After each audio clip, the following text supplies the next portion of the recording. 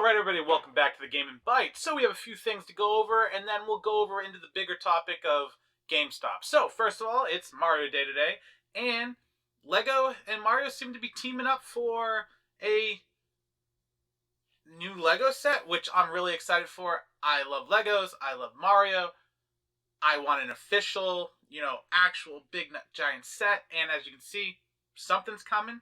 Hopefully it's soon, and obviously it's going to be relatively expensive because it's Nintendo and it's Lego. So that's unfortunate. So yeah, but it's Mario Day, so a little news is great. Moving on.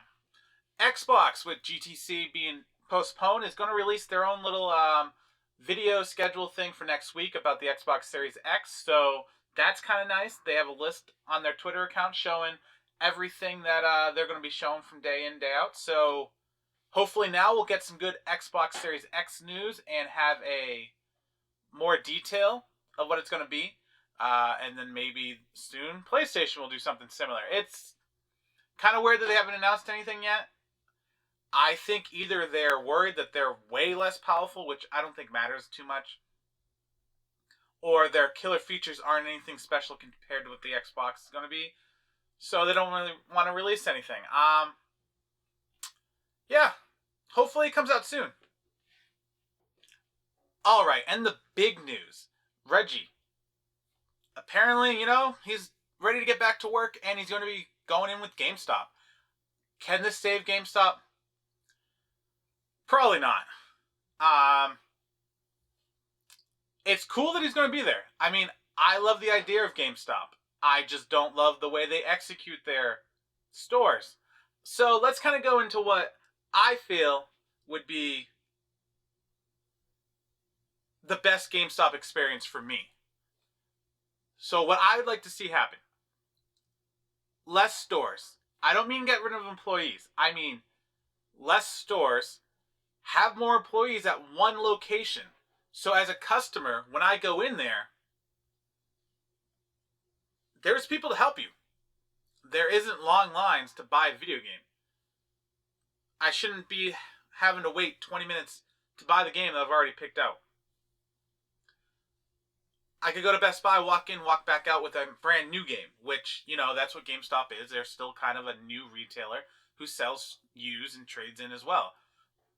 But that's the thing. They're new games that are new. They're opened. So they're not new, but you're still paying a new price. Plus you're waiting all that time. Yeah, I like to pass on that. So that's the biggest issue with me. More help, less stores. I live in a small city, but I could still drive 5 minutes in 3 different directions and hit a GameStop. Why? I prefer to drive 10 minutes to a GameStop that I know will be empty or have help. I'm 15 minutes away from a GameStop that never has anybody in it. I could literally walk in and buy what I want immediately because they're in a weird location. That's awesome. But every GameStop, I should be able to walk in and be like, alright, I'll wait a minute or two in line. There's usually only 1 or 2 associates. They're always just, and this is almost at all of them, they're always just chit-chatting, not really doing much.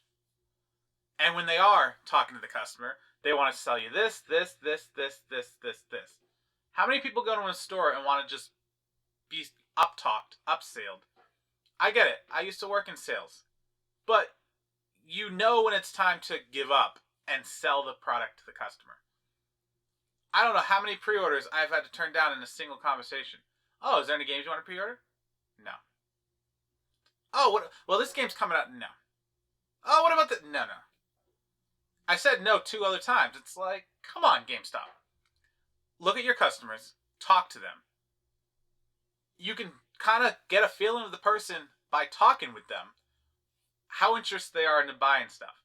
If you get back-to-back no's, it's probably time just to be like, okay, here's your total. Thank you for shopping with us. No, the customer service at a lot of the GameStops I go to, not everybody's perfect, obviously. But most of the people I deal with, it's like, can I just buy the game?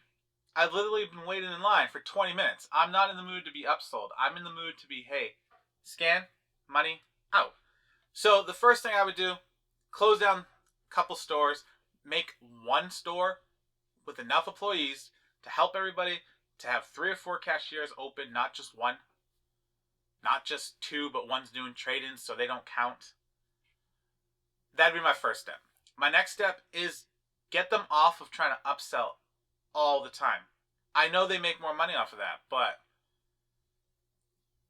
it makes me not want to go in. And that's why normally I buy my games on Amazon. They usually do $10 off when you pre-order. On the big games anyways. Or else, even if they're not, it's brand new, never been open, same price as GameStop. I don't have to go in. I get it on release day. Yeah, that's a big benefit. I don't have to deal with GameStop because they're so packed and not enough workers, and the workers they do have aren't very helpful. I know this is probably not how everybody's GameStop is, but I have the mall GameStop, 4 different GameStops I go to, and 3 out of the 4 of them, actually there's a 5th one I go to sometimes, 3 out of the 4 of them, or 4 out of the 5 of them, that's how they are. So I would imagine a lot of people probably have the same issue. So stop trying to upsell. Figure out a way to make your money without upselling every single time. Or make it like, worth pre-ordering. Oh, pre-order this game. Well, what do I get out of it? They only want you to pre-order because they're like, oh, well, if you don't pre-order, we're not going to carry the game in stock. That's fine. I'll just order it on Amazon and get a deal. Now, if you told me, hey, if you pre-order these games, you get $10 off. If you come in the day of and buy the game, you don't get $10 off. Like, okay. But how about you just, put flyers up in the store that I can just see that and be like, instead of waiting at the cash register. Now, does GameStop do everything wrong? Lately, it seems like that. What I would do if I was going to overhaul GameStop is close down some stores and make one bigger location. Make the store actually navigatable. Yeah, we're going to use that word, navigatable.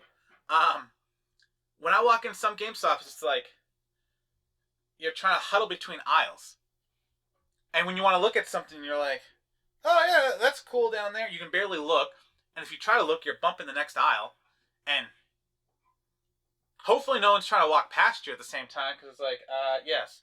Some GameStops I go to are pretty big, but they're still, the layout of the store is horrible.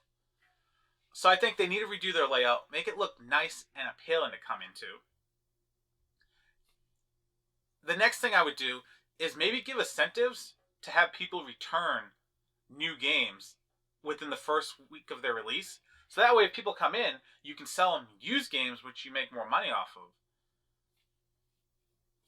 Or at least are available. There's times where I go in, because usually I only buy them used if I'm going to GameStop. If I'm going to buy new, I want them new, not opened. But they usually don't have new releases. So maybe entice people to come in if you trade your game in of release. You get $30 or $40 off the game, or trade in value, and maybe a discount towards another game that you buy, like 10% off or something like that. So that way, if people come in during the launch week, there's actually used versions of that game they can make, and they'll probably make more money off of that. There's probably tons of business issues that GameStop needs to fix to make money, but games are what they sell. So either they stop selling games, and then they're not GameStop, or they move on. I think I would buy from them on launch week if I knew I could go in and buy a used version of the game. But the problem is nowadays their used versions are only like $3 cheaper. I know it's a new game, but why would I buy used for $3 cheaper? It's just not worth it at that point. It should at least be $10 cheaper than the new game. So I think they need to start pricing their games. They're trying to make as much money as possible without losing money, but yet now they're preventing people from coming in because they're like, well, I'm not getting a deal. If I can buy it brand new, pre-ordered, then I might as well buy it pre-ordered and save money that way because it'll be cheaper. So GameStop's in trouble. Their practice, their business, their customer service in store is horrible a lot of times. So yeah, I don't even think GameStop can be saved with that. I think I just talked myself out of GameStop being saved at all. In a perfect world, which probably won't make them money, but could save them money, so maybe they'll make money. One, fewer stores. More employees at one store. So they're not paying rent for 3 different stores, but they still have pretty much the same amount of employees at one location now. People can be helped.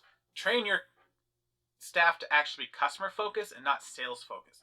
You'll probably increase sales by people actually want to shop there instead of trying to gouge out every single customer that comes in. 4, better layout. 5, make trade-ins more worth it for launch week games so that people buy the game, play it for that week, and be like, yeah, I don't need it anymore, and get a good trade-in.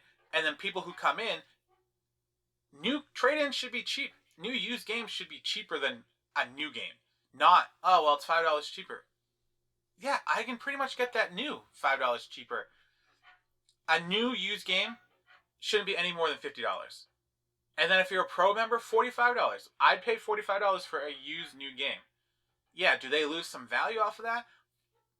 Possibly, but if they increase their foot traffic, they sell more of those, they get more foot traffic, and maybe more customers to actually buy extra stuff they have.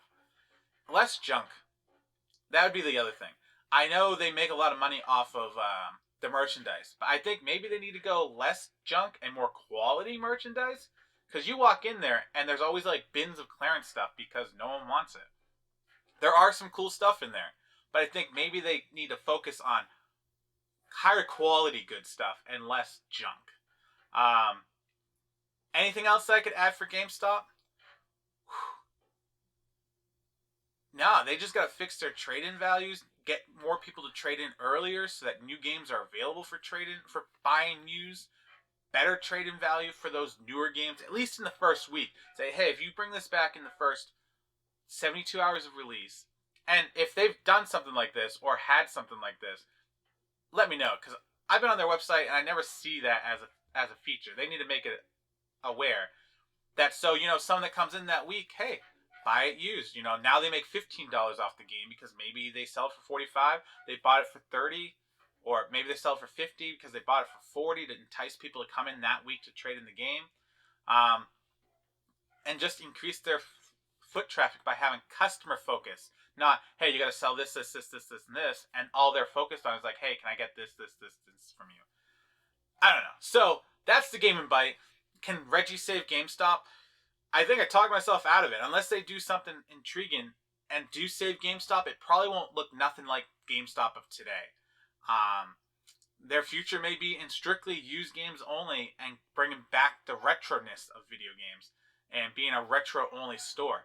Would that make them as much money as they have in the past as a brand new retailer? Maybe not, but it might keep them alive. Let me know in the comments, what do you think they can do to save, and do they move strictly towards a retro game store where they only sell used games and the only new games you get is when you pre-order through them? Maybe. Who knows? Alright, everybody. Have a good night. Thanks for watching and enjoy Mario Day.